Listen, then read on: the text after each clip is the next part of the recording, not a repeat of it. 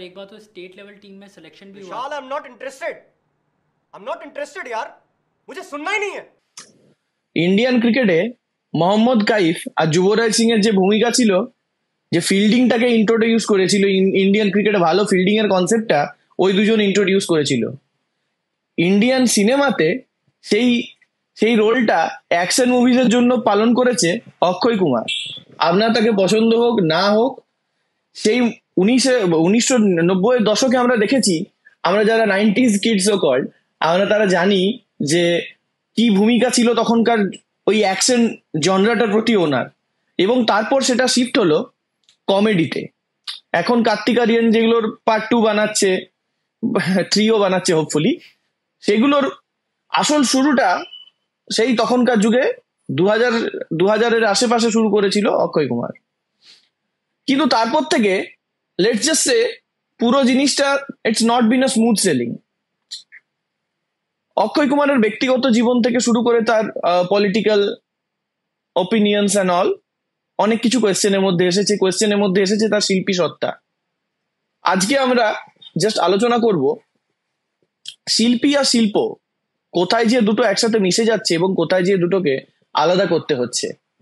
আমরা rise and fall of Akshay Kumar আজকে আমরা সেটা নিয়ে দেখব।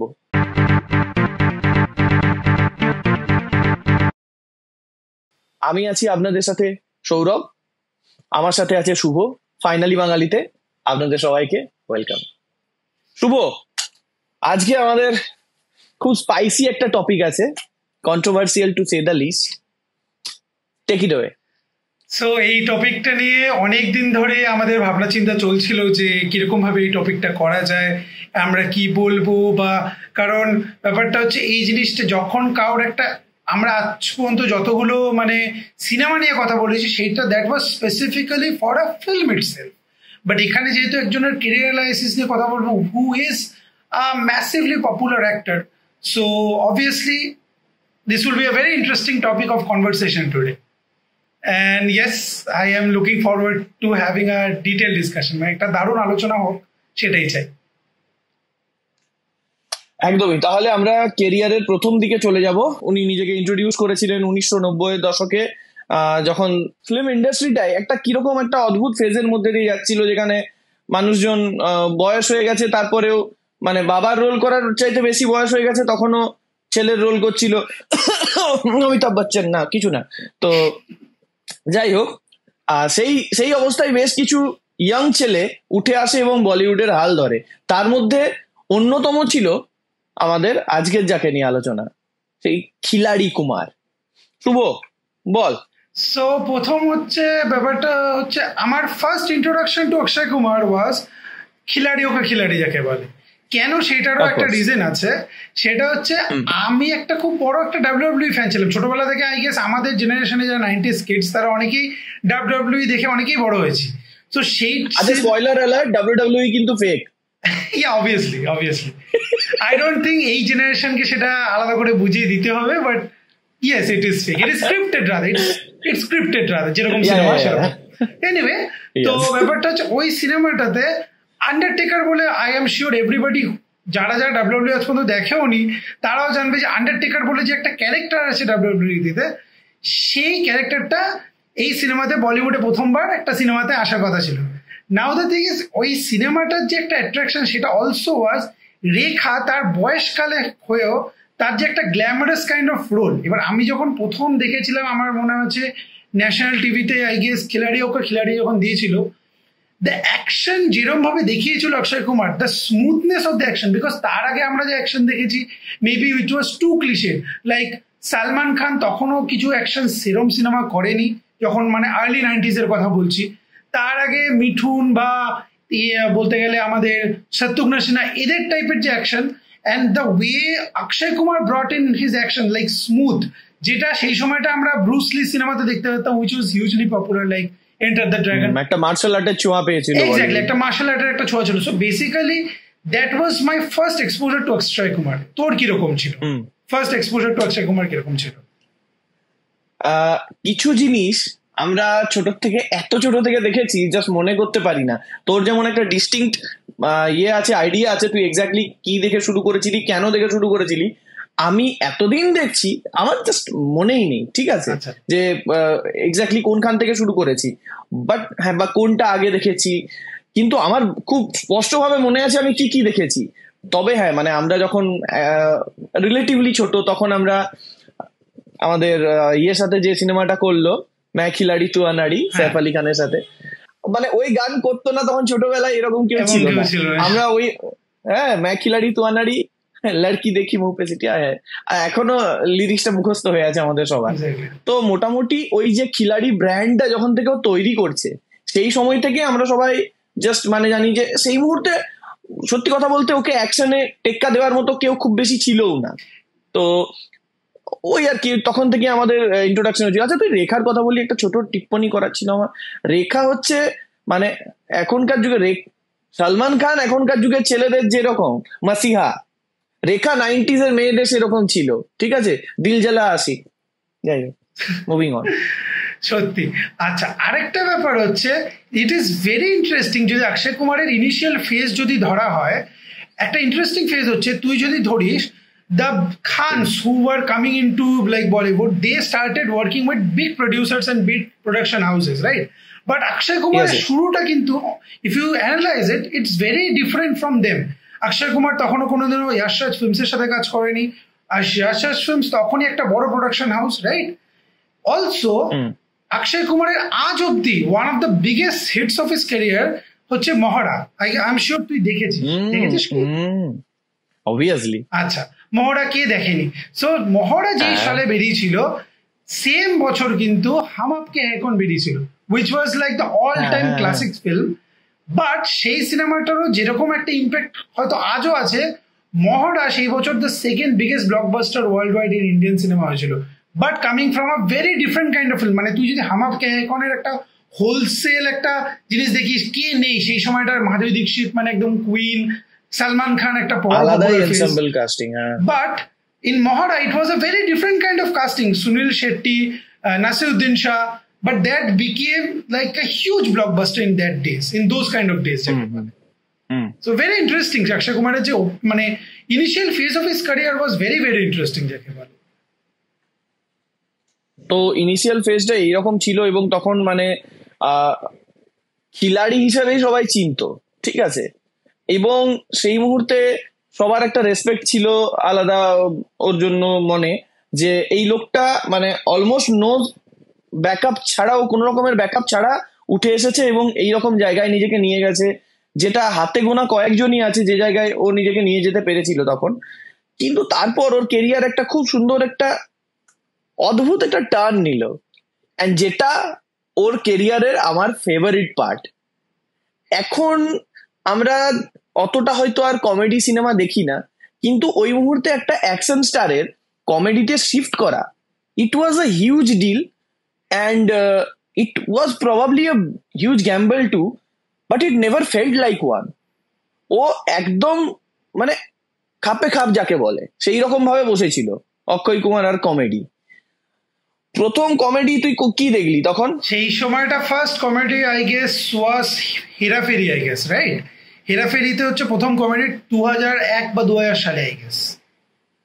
প্রিয়দর্শন এরাতে ও লিটারালি একের পর এক করেছে। কিন্তু সত্যি কথা বলতে এখানে একটা জিনিস খুব ইন্টারেস্টিং আছে, ইভেন মানে যারা প্রিয়দর্শন তো খুব লেজেন্ডারি ডিরেক্টর এবং এইসব জিনিস নজরে রাখে, আমরা তো ছোটখাটো মানুষ, কিন্তু আমরাও তখন আশা করছি দেখে একটা জিনিস বুঝতে পেরেছিলাম। এইমাত্র আমরা বললাম না मैं खिलाड़ी तू अनाड़ी, সিনেমাটা কিন্তু অ্যাকশন হলেও ওর পুরো টোনটা কমিক টোন, ঠিক আছে, পুরোটাই মানে অবভিয়াসলি এর ক্যারেক্টারটা পাতি খিল্লি করছে সৈফ আলী খানের ক্যারেক্টারটা, কিন্তু সেখানে অক্ষয়ের যে ক্যারেক্টারটা ছিল ও কিন্তু সিরিয়াস, বাট মানে কি বলবো বোঝাবো, এক্সাম্পল দিতে গেলে তোকে বলতে হবে যে ফ্রেন্ডসে যেমন, তুই দেখেছিস কিনা জানি না, ফ্রেন্ডসে যেমন ফ্রেন্ডস যতটা হাসির ও জোকস গুলোর জন্য, তার চেয়ে বেশি হাসির রসের রিয়াকশন গুলোর জন্য। অক্ষয় কুমারের জিনিসটা অনেকটা সেই রকম ছিল। ডেভিড সুইমার যেরকম রিয়াকশনস দিত, ও সৈফ আলী খানের অ্যাকশন গুলোতে ও যে নিজের রিয়াকশন গুলো দিচ্ছে, that was hilarious. I think ওইখান থেকেই ওর কেরিয়ারে যে ওর যে কমিক টাইমিংটা আছে, এই জিনিসটা শেখানো যায় না। জোক বলা অনেকে ডেলিভারি শিখতে পারে, কিন্তু ওর যে কমিক টাইমিংটা আছে সেটা প্রিয়দর্শনের মতো ডিরেক্টররা আই গেস তখন থেকেই স্পট করতে শুরু করেছিল, যেটা আমরা এই কামিং লেটার স্টেজে দেখতে পাবো আমরা। অবভিয়াসলি। আর এবং সবচেয়ে ভালো লাগতো সেটা হচ্ছে the moment that is shifted from action to comedy, it didn't feel like he was making a conscious effort to do that. মানে অটোমেটিক্যালি এত সুন্দরভাবে সিমলেসলি শিফটটা হয়েছিল কমেডিতে, and it look so natural. তুই যেই ব্যাপারটা বললি যে about reactions, right, about his facial expressions, one of his biggest tricks of most comedy actors from mainstream Hindi cinema is their facial expressions, যেটা একসময় গোবিন্দারও ছিল। গোবিন্দা একসময় পিক যখন ফেজে ছিল, মানে যেই সময়টা দুলে রাজা, রাজা বাবু, কুলি নাম্বার 1, সেই সময়টা যেসব যখন এরকম সিনেমাগুলো যখন বেরোচ্ছে, হিজ ফেশিয়াল এক্সপ্রেশন, ওই বরুণ ধাওয়ানের বাবার সাথে, হ্যাঁ এক্স্যাক্টলি বরুণ ধাওয়ানের বাবা, ডেভিড ধাওয়ানের সাথে। সো ডেভিড ধাওয়ান, ইয়া, সো সেই সময়টা মানে হিজ ফেশিয়াল এক্সপ্রেশনস দিয়ে পুরো সিনটাকে যেন জমিয়ে দিত। অক্ষয় কুমারের ওই রিয়াকশনস, ওই ফেশিয়াল এক্সপ্রেশনস এমনই ছিল যে ইট ফেল্ট লাইক এইটা তো আমার সাথে হতে পারে, এটা তো মানে it is over the top, it is like staged obviously, but it didn't fail stage. মানে তুই যদি হেরাফেরি দেখিস, হেরাফেরি আই এম শিওর আমাদের দর্শকদের মধ্যে সবাই দেখেছে। হেরাফেরিতে the best thing about Herapheri is the emotions, তাই না? একটা রুটেড ব্যাপার আছে যে একটা আমচি মুম্বাই যেটাকে বলা হয়, যে আম মুম্বাইয়ের ঘটনা, এই তিনজনের যে ক্যারেক্টার রাজু, বাবুরাও এন্ড শ্যাম, এদের তিনজনের ঘটনাটার মধ্যে একটা রুটের একটা ব্যাপার আছে, যেটা আজকালকার যুগের সিনেমাতে আমরা দেখতেই পাই না অথেন্টিক ভাবে। না, একদমই না। আর এখনকার সিনেমাতে যেটা মেন সমস্যা কি বলতো, যে মানে একটু টপিক থেকে সরালে আমরা বলতে পারি যে এখনকার প্রত্যেকটা সিনেমা দেখলে মনে হবে যেন ইনস্টাগ্রামের ফিল্টার দেখছি।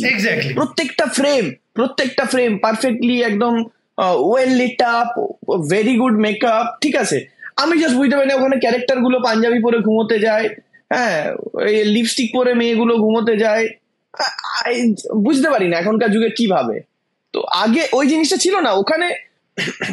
অক্ষয় কুমার মানে হেরাফেরিটা পুরোটা বোধহয় স্যান্ডো গেঞ্জি পরে চালিয়ে দিয়েছে, এতটাই রিলেটেবল ছিল। 150 টাকা 200 টাকা ভাড়া দিয়ে মুম্বাইয়ে থাকছে, ভাই 150 টাকা এখন ভাড়া পাওয়া যাবে কিনা আমার ডাউট আছে। এক্স্যাক্টলি। এবং শুধু তাই না, আমি জানিস এই ভিডিওটা করার জন্য, আমি বলেই দিচ্ছি আমাদের অডিয়েন্সের সামনে, আমি এই ভিডিওটা করার জন্য আমি আবার সিং ইজ কিং এই কিছুদিন আগে মানে রিওয়াচ করছিলাম। So I watch Singh is king back in 2007 only, যে এই সময় 2007 না 6 যখন বেরিয়েছিল সেই সময়টাই দেখেছিলাম, থিয়েটারে গিয়ে না, বাট সেই সময়টাই দেখেছিলাম।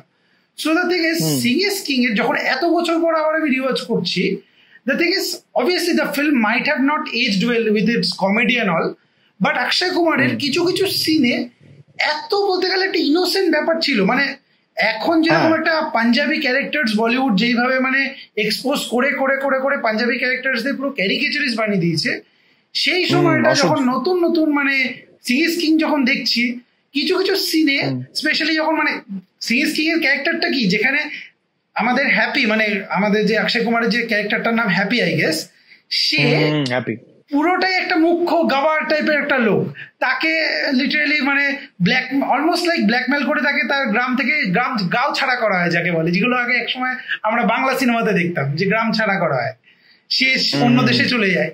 Now the thing is, অক্ষয় কুমারের কিছু কিছু সিনস স্পেশালি উইথ কাটরিনা কাইফের লিমিটেড অ্যাক্টিং চপস নিয়েও এত সুন্দর লাগতো, ন্যাচারাল লাগতো খুব কেমিস্ট্রিটা, যেটা আজকাল কমেডি সিনেমাতে তো কেমিস্ট্রি দেখাই যায়।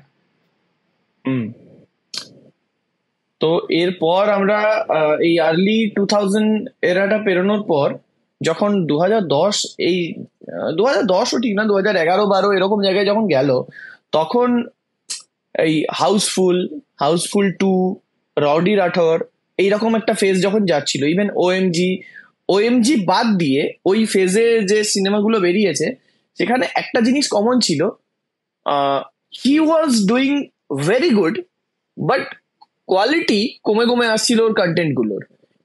একটা সাডেন ড্রপ আমরা ফিল করতে পারছিলাম, যেমন মানে ওই রিলেটেবল ব্যাপারগুলো কম ছিল, রাইটিং আমি জানি না মানে if it was a Akshay Kumar thing or just generally Bollywood সেই মুহূর্তে টিপিক্যাল কমেডি থেকে একটু শিফট করে যাচ্ছিল জানি না, কিন্তু তখন থেকে হালকা করে, যেমন রাউডি রাঠোর মানে it is a funny, very funny film, কিন্তু এক্স্যাক্টলি ওটা ঠিক কমেডিও না, আবার অ্যাকশনও আছে প্রচুর। তো এইরকম একটা জগা খিচুড়ির দিকে আমরা এগোচ্ছিলাম, যেখানে ইনিশিয়ালি মনে হয়েছিল যে Akshay Kumar will see this through, কিন্তু সেটা হয়নি আই গেস। ওখান থেকে he was not awful, he was doing good, কিন্তু ওর কেরিয়ার ধীরে ধীরে একটু অন্যদিকে শিফট করতে শুরু করে আর্লি 2010। আই থিঙ্ক এরকম if you take my opinion, আমার মনে হয় এইটা not only Akshay Kumar but বলিউডের অ্যাজ আ হোল একটা চেঞ্জ আসছিল। আমি কেন বলছি, and I would like to say it as a Salman Khan effect or the return of Salman Khan effect. কেন আমি বলছি, কারণ সালমান খান একসময় একটা ডাউনফল দিয়ে যাচ্ছিল।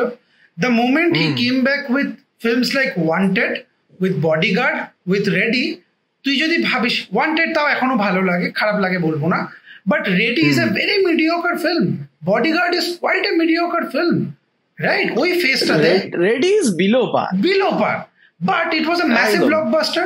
তো সেই সময়টা একটা south India, I don't know, are you aware of it, Rowdy Rathore was it a remake? I guess it was a remake. Yes it was, right? So এই যে ফেসটাতে একটা রিমেক ফেজ এসে যাচ্ছিল এবং সেটা কাজ করছিল। মানে এখন কন্ট্রারি টু এখন যখন মানে বলিউড যাই বানাচ্ছে রিমেকে চলছে না, ওই সময়টা যেহেতু ইন্টারনেটের, এটাতে পরে আসবো, হ্যাঁ এখন কেন চলছে না এই টপিকটা আমরা পরে আসবো, বাট দ্যাটস দ্য থিং, বুঝতে পারছি। ওই হচ্ছে ব্যাপার। তো এখান থেকে ওর একটা গ্র্যাজুয়াল ড্রপ আমরা দেখতে পেয়েছিলাম, কিন্তু সেই মুহূর্তে যেহেতু পুরো বলিউডই একটা চেঞ্জের মধ্যে দিয়ে যাচ্ছিল, সেইভাবে কাউকে সিঙ্গেল আউট করা সম্ভব হয়নি। এরপর এর মধ্যেখানে একটা খুব সুন্দর এক্সেপশন ছিল, Special 26। Special 26 was something different. হ্যাঁ, Special 26 was something different. It was not exactly a comedy, অথবা এটা ঠিক অ্যাকশন সিনেমা না, ইট ওয়াজ ড্রামা। হ্যাঁ, drama with let's just say comedic আন্ডারটোনস।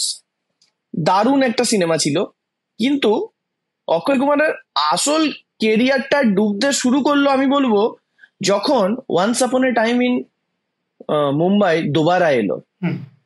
Imran Hashmi যে জিনিসটা করে দিয়ে গেছিল ফার্স্ট সিনেমাটায়, ঠিক আছে, এবং সঙ্গে অবশ্যই ওই অজয় দেবগনের মানে লেজেন্ডারি পারফরমেন্স, দুর্দান্ত, সুলতান মির্জা। তো সেখান থেকে সামহাউ সেই মুহূর্তে অক্ষয়ের এমনই একটা অরা ছিল যে সবাইকার মনে হলো যে এটা হয়তো ভালো সময় যখন ইমরান হাশমিকে রিপ্লেস করে ওই সিনেমাটা ওকে দিয়ে করানো। অ্যান্ড বিচ্ছিরি ভাবে মুখ তুবড়ে পড়লো।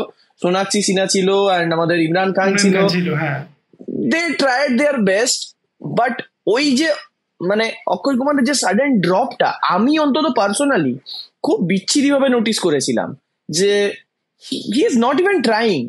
হ্যাঁ, যে ও একটা সেম ক্যারেক্টার প্লে করছে ইমরান হাশমির সাথে, এন্ড জাস্ট মানে এক ফোটাও কোন রকম চেষ্টা আমি দেখতে পাইনি। Nothing match that film. ওই সিনেমাটাতে কোনো একটা অ্যাসপেক্ট অফ ফার্স্ট সিনেমার সাথে ম্যাচই করতে। Remember the songs of the first part of once upon a time in Mumbai, কি দারুণ দারুণ গান, লেজেন্ডারি। বাট সেকেন্ড পার্টে we don't remember a single song. একটাই আছে, ওই যেটা সবাই বাজায়, যাই হোক এই মুহূর্তে মনে আসছে না। Anyway, moving on. এরপরে অক্ষয় কুমারের একটা ফেজ আসলো।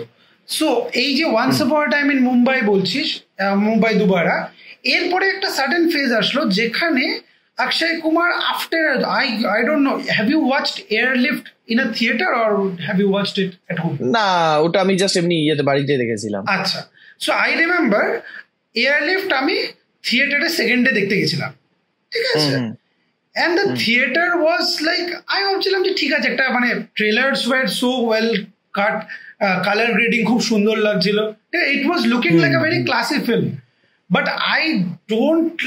আমি মানে বুঝতেই পারিনি যে সিনেমাটা এরকম একটা গুজবাম্পস এফেক্ট দেবে in a pack theatre. So after এয়ারলিফটের একটা বক্স অফিস ম্যাসিভ সাকসেস এসেছিল with massive critical acclaim. Akshay Kumar with Special 26, Airlift, Baby. Remember Baby? Yes. Baby was perfect.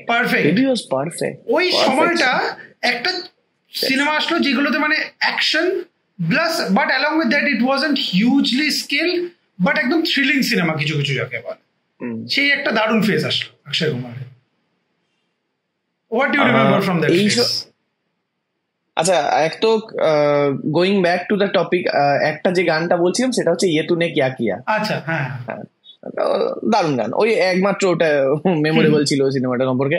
এই সময় একটা খুব ক্লিয়ার চেঞ্জ দেখতে পাই আমরা অক্ষয় কুমারের মধ্যে আগেন, যেটা হচ্ছে ইয়ে থেকে অ্যাকশন কমেডির টোনটা থেকে ও একটু সিরিয়াসের দিকে শিফট করে, এবং সঙ্গে একটা জিনিস ছিল যেটা ওর